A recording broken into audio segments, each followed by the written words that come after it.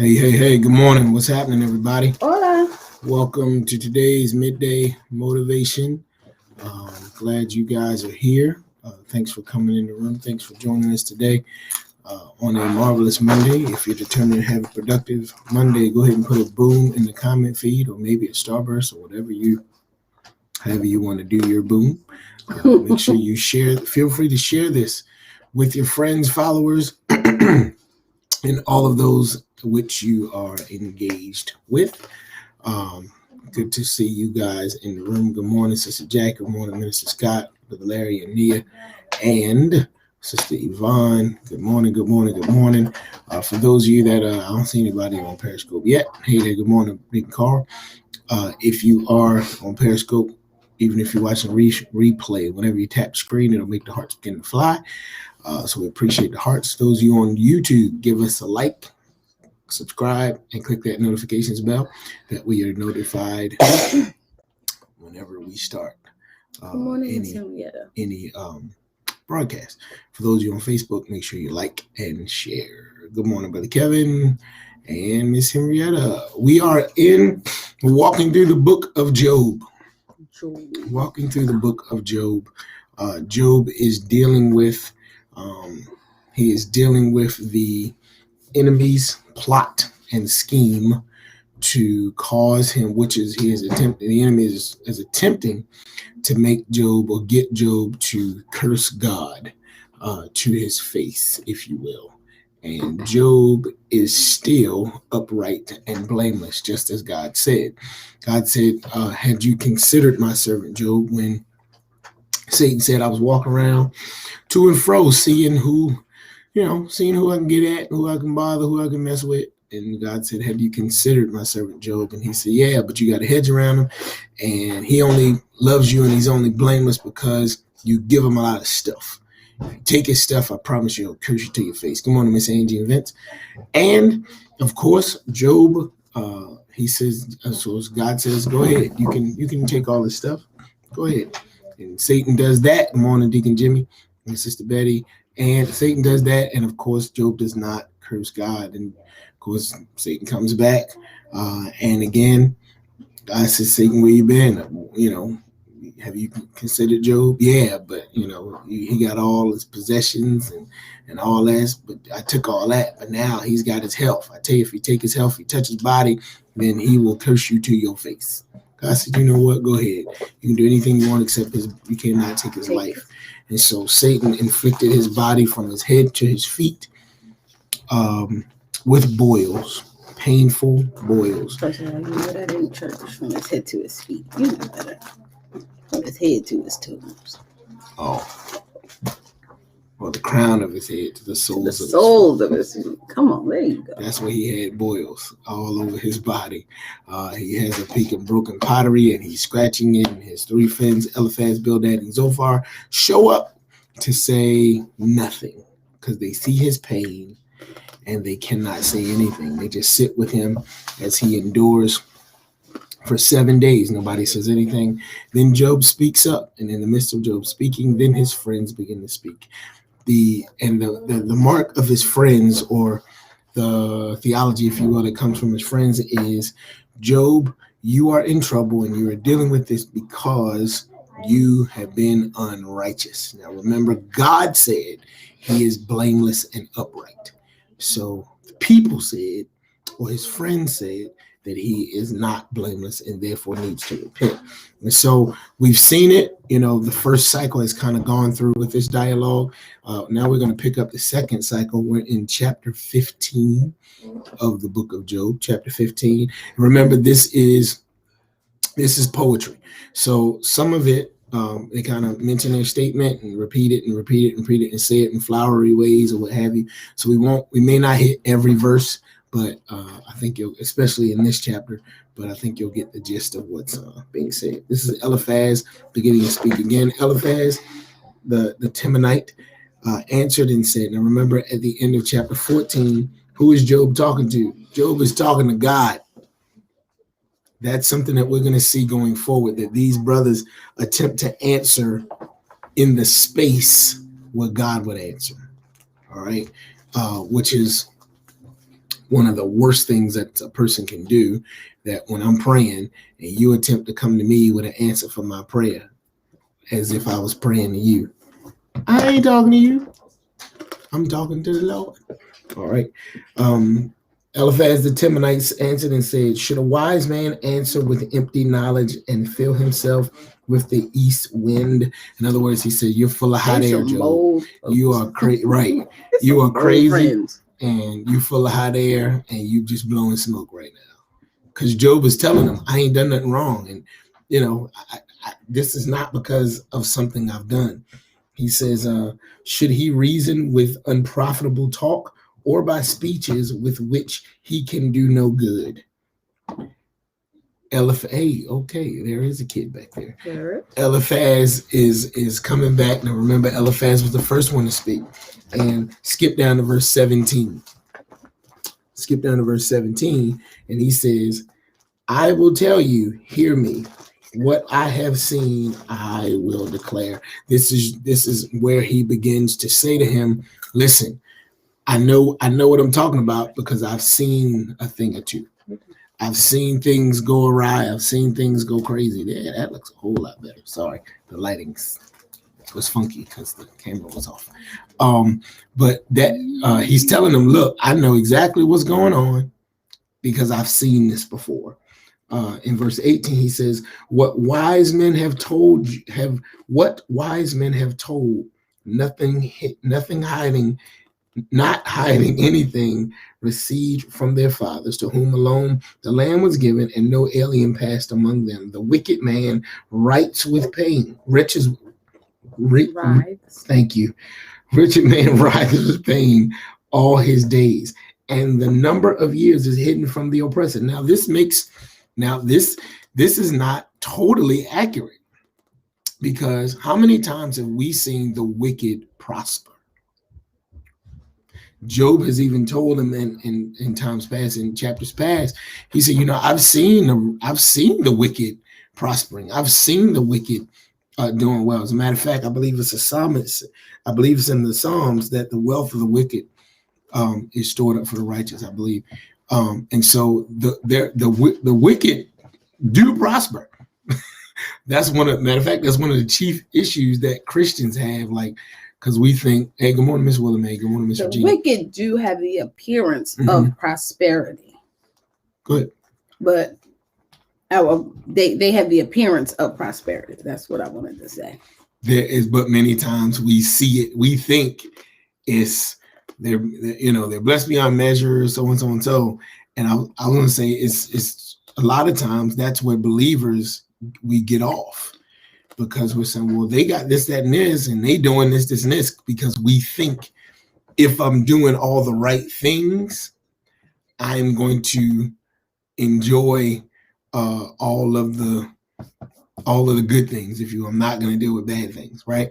But again, John 16:33, in this life you will have tribulation, but be of good cheer. I've overcome the world.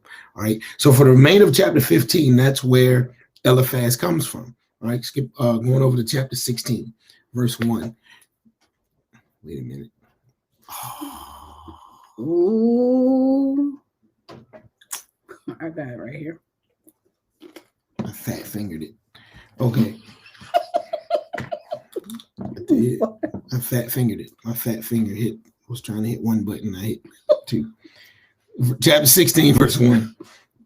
So then Job answered. Good morning, Miss Janice and Miss Erlene. Why do we have 3 Bibles? I don't know. Because we got one for the Father, one for the Son, and one for the Holy Ghost. Get it? Yes. Then Job answered and said, I have heard many such things. Now watch this. Miserable comforters are you all. Job, this is Job's second time saying, I'm sick of this. Y'all are ridiculous. Y'all are horrible. Miserable comforters are you all. Shall words of wind have no end? Or what provokes you? Or what provokes you that you answer? I also, now watch what Job says. I also could speak as you do. if your soul were in my soul's place, I could heap up words against you and shake my head at you. Now I read it that way so we can get the tense of it. But watch what he say. He says, I could do the same thing y'all doing. Verse 5, but I would strengthen you with my mouth, and the comfort of my lips would relieve your grief. They are not, obviously, they are not being comforting to Job at all. They're not strengthening Job at all. He says, though I speak, my grief is not relieved. And if I remain silent, how am I eased? How am I eased? But now he has worn me out. You have made desolate all my company. Now, this is when Job begins to speak more toward saying that God is he's at the place of he's in this pain, and he's got to deal with these friends that are not having any pity on him, if you will. That are in fact adding more grief to his already grieving self. Every time you open your mouth, you are causing more harm than good. Yes. It makes you just want to just shut up. Just shut up. Like, that's really what Job was saying. Like, if it was Job chapter 16, verse 5, the CEF interpretation version. That's the Clifton or Freeman interpretation. It was like, just shut up. If y'all would just shut up, please just close your mouths. Job is they are called. It's bad that my wife told me to curse God and God. It's bad that my livestock and all of my possessions are gone. It's bad that I've lost all 10 of my children. Just like that. I've lost everything except my wife and 4 servants that came to bring me bad news. I got y'all 3 friends, and y'all 3 is acting crazy. It would be better if we go back to chapter 2, chapter 3, when y'all was just sitting here silent. Like this is crazy. Eliphaz, Bildad, and Zophar. And so when he goes through chapter 16, skip down to verse 18. He says, O earth, do not cover my blood, and let my cry have no resting place. Surely even now my witness is in heaven, and my evidence is on high. My friends scorn me. My eyes pour out tears to God. Now that's the pain verse right there. My friends are scorning me, and my eyes are pouring. I'm crying out to God. And the more I cry out to God, the more y'all talk to me. Yeah, just sound backwards. Oh, that one might plead for a man with God. Oh, that one might plead for a man with God, as a man pleads for his neighbor. For when a few years are finished, I shall go the way of no return. And so Job, again, is still like, you know what? It would be better for me to just die. And not only that, verse 20 says, his friends scorn him. His eyes pours out tears to God. Now he's like, is there no one pleading on his behalf? Oh, that one might plead for a man with God as a man pleads for his neighbor. Job feels like there is no one who is interceding on his behalf. Ain't nobody there for me. Nobody. And that's a bad place when you feel like there is nobody there for you, and the ones who should be there for you have basically turned their backs on you. You know what? You know what? I just heard this. That is the epitome of church hurt.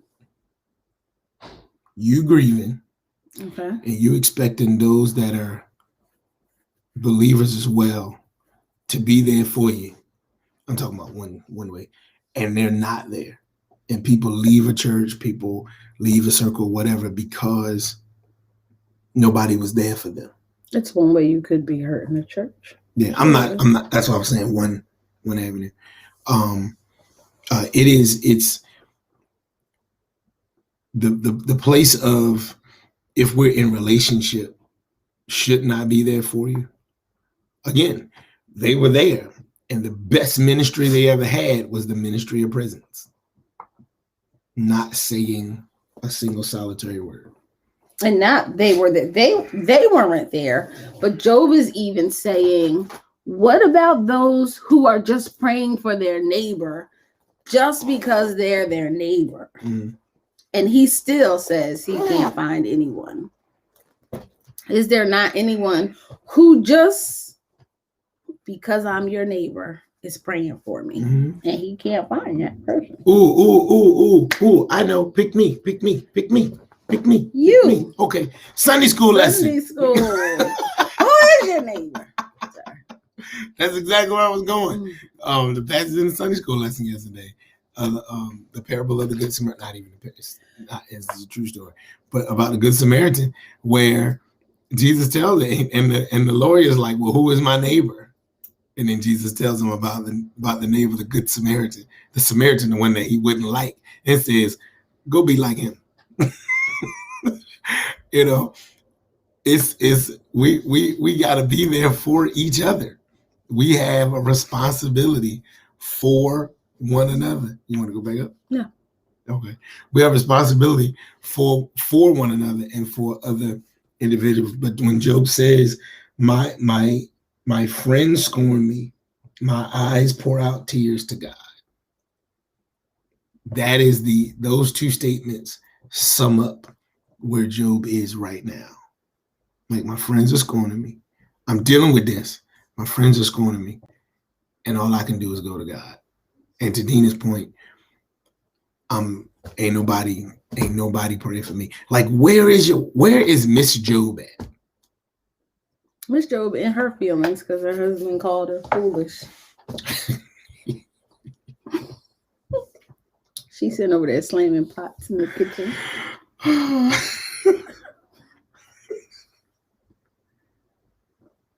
What's wrong with you? Nothing.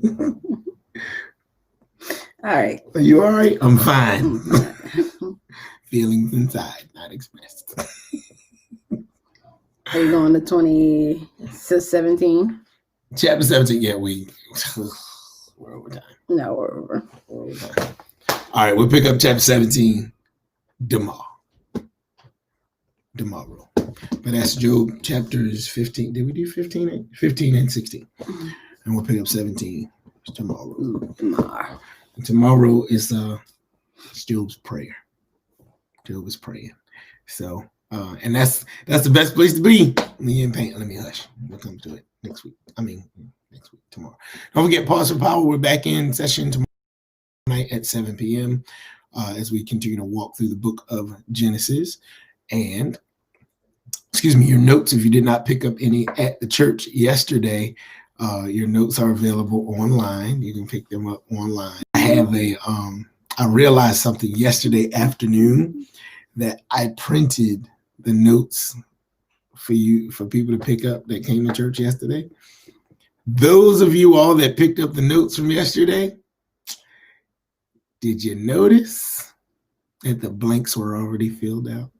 Did you print out the teachers? I printed the teacher.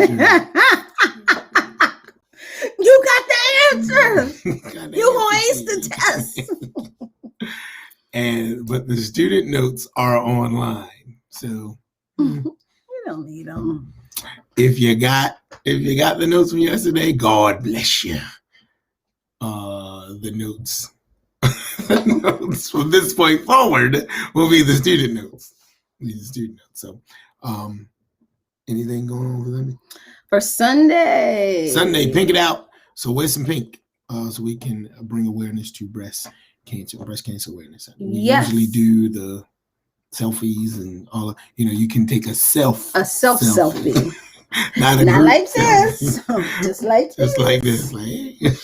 No, this Sunday. For our youth. It is Youth Day. Our youth, Miss Crystal has something planned for you between the 8 and 11 service. So from 9:30 to 10:30, the youth can come to the church. We're going to make your own mask, decorate it, and then you are going to rep your youth in pink for either service. So pink it out, Youth Sunday, come on, parents, grandparents, get your kiddos and log on, come on in the building, do whatever you have to do. They'll be prepared between 9:30 and 10:30 to just do a little arts and crafts, just to do something. It's a challenging time that we're making it through with all the days and things that we're used to at the Mount and not really being able to do them in full force, but we're going to do something. We'll do something. Absolutely.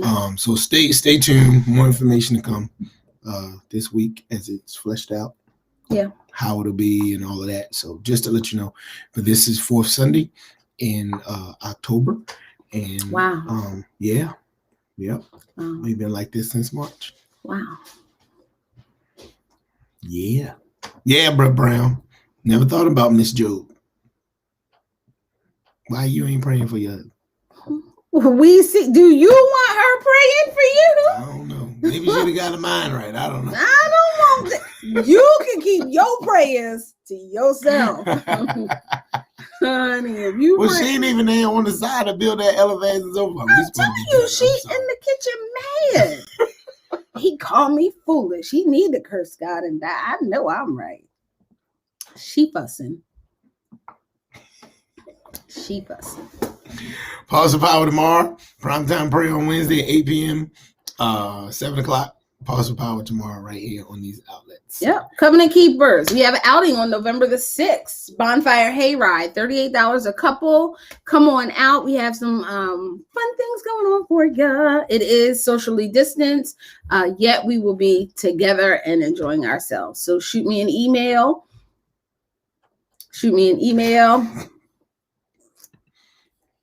As her email is on the screen. Now. Yeah, shoot me an email if you need more information. I'll send out those evites to you this week. All right, folks. That's all I got. Okay. That's all I have. All right, we'll see y'all tomorrow, 11 o'clock Eastern Standard Time for the Midday Motivation. Remember this, we love you. And you can't do a thing about it. All right, grace and peace.